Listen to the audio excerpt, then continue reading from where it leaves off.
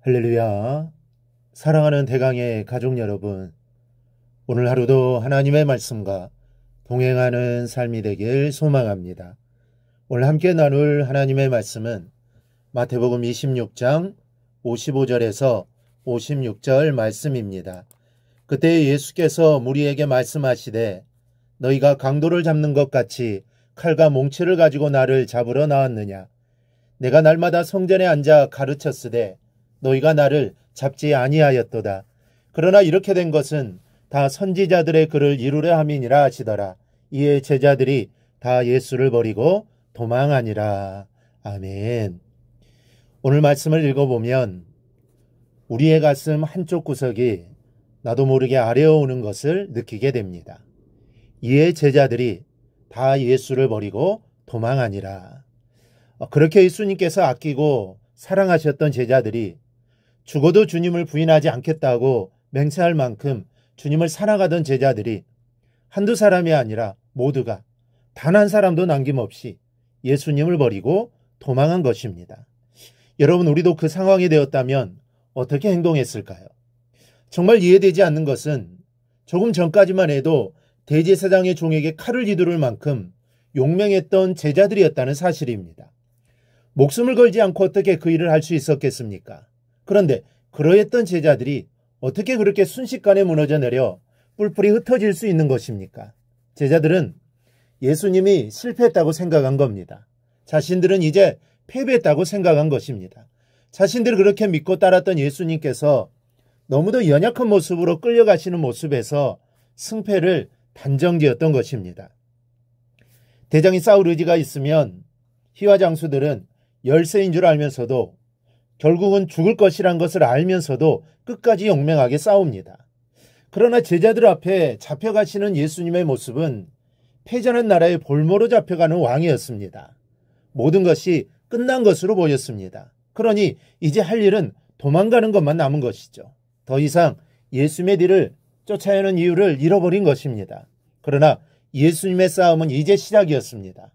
영적인 싸움, 눈에 보이지 않는 싸움, 가야바 빌라도 뒤에서 그들을 조종하고 있는 악의 개수인 사단과의 본격적인 싸움이 이제 막이 오른 것입니다.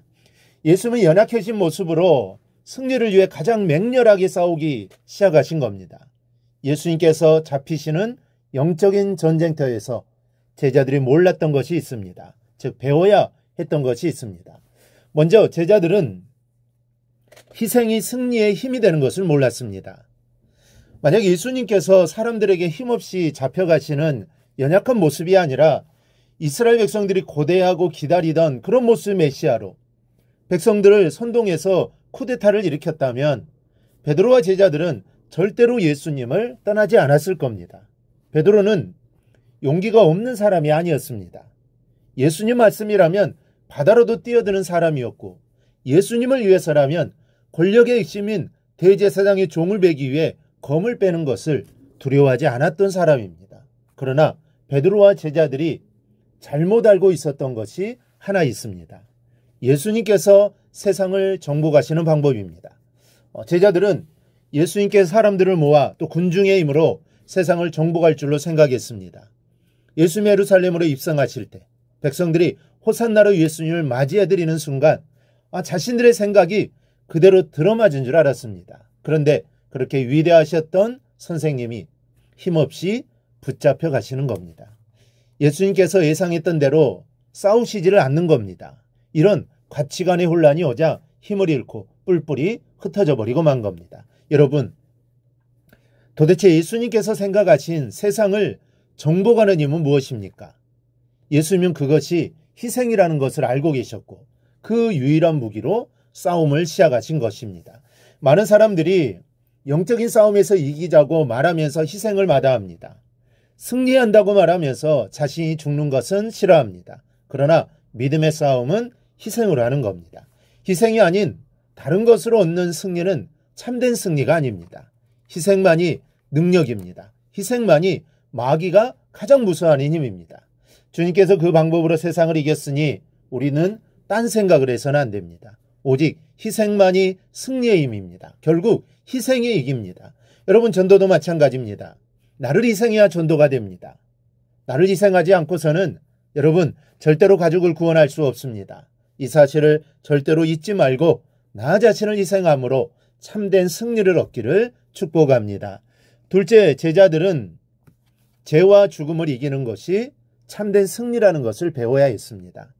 성경은 우리의 싸움을 우리의 씨름은 혈과 육에 대한 것이 아니요 정사와 권세와 이 어둠의 세상 주관자들과 하늘에 있는 악의 영들에게 대함이라고 말씀합니다. 그래서 예수님은 한 번도 사람과 싸우지 않으셨습니다.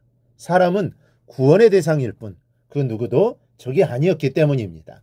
제자들이 착각했던 것이 바로 이것입니다. 제자들은 사람과 싸워야 하는 줄로 알고 있었습니다. 그래서 예수님께서 붙잡히시자 싸움이 끝난 것으로 알았습니다. 예수님의 싸움은 이제 시작인데 제자들은 반대로 손을 털고 있었던 겁니다. 여러분, 악한 영들과 싸워 죄와 죽음을 이기는 것이 참된 승리입니다. 우리는 지금 그 싸움을 하고 있습니다.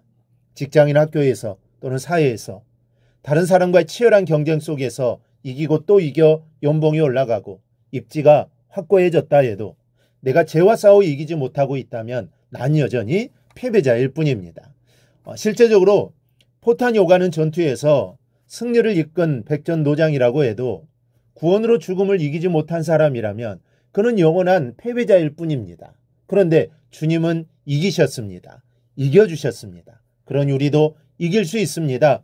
제자들처럼 도망갈 이유가 없습니다. 담대해야 합니다. 그러면 주님이 승리하신 것처럼 우리도 승리할 수 있습니다.